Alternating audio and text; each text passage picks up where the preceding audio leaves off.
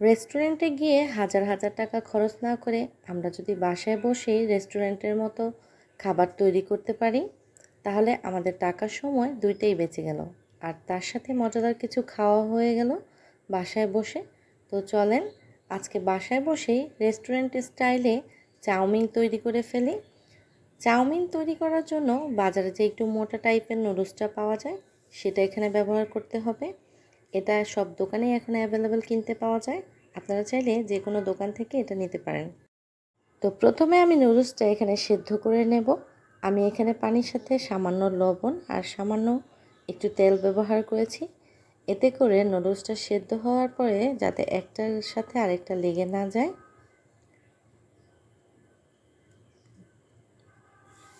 আমি নুডলসটা 90% সেদ্ধ করে নেব, কারণ বাকি 10% আমি যখন এটা রান্না করব তখন এটা হয়ে যাবে। এখন কড়াইতে আমি তেল দিয়ে দিয়েছি, এর মধ্যে দিয়ে দিচ্ছি কিছুটা রসুন কুচি। রসুনটা সামান্য ভাজা হয়ে এলে এর সাথে আমি কিছুটা সবজি অ্যাড করব। আমি এখানে টমেটো, গাজর আর বাঁধাকপি অ্যাড করছি। আপনাদের হাতের কাছে ক্যাপসিকাম থাকলে আপনারা সেটাও এখানে ব্যবহার করতে পারেন। তো আমার বাসায় এই 3 ধরনেরই সবজি ছিল, তাই আমি এখানে 3 রকমের সবজি ব্যবহার করছি। আপনারা চাইলে এখানে সবজির পরিমাণটা আর একটু বাড়িয়েও নিতে পারেন।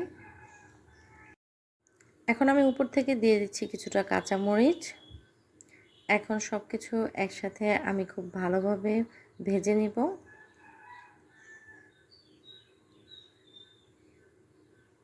সবজিগুলো আমি ভালোভাবে ভেজে নিচ্ছি।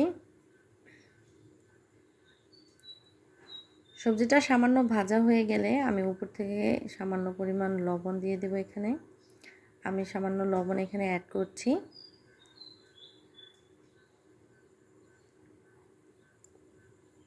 এখন আমি এখানে 2টা ডিম ব্যবহার করব।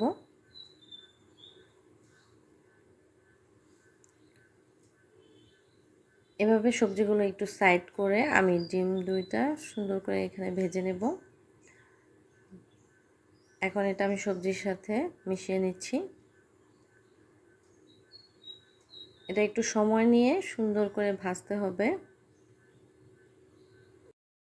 এখন আমি এখানে দিয়ে দিচ্ছি বেশ কিছুটা পরিমাণ টমেটো সস। টমেটো সসটা দিয়ে এখন আমি এটা আরেকবার ভালোভাবে মিশিয়ে নেব। দিয়ে দিচ্ছি এখানে 2 চা চামচ সয়া সস। আমি এখানে 1 চা চামচ গোলমরিচও ইউজ করেছি, বাট তখন আমার ক্যামেরাটা বন্ধ ছিল, তাই আপনাদের সাথে শেয়ার করতে পারিনি, তার জন্য আমি খুব আন্তরিকভাবে দুঃখিত। তো এখন আমি এখানে নুডলসটা দিয়ে দিচ্ছি। আমি যে নুডলসটা আগেই সেদ্ধ করে রেখেছিলাম, সেই নুডলসটা আমি ঠান্ডা পানি দিয়ে সুন্দর করে ধুয়ে নিয়েছি। এখন নুডলসটা এখানে দিয়ে আমি মশলার সাথে খুব ভালোভাবে মিশিয়ে নিচ্ছি। অবশ্যই এটা খুব সময় নিয়ে সুন্দরভাবে করতে হবে।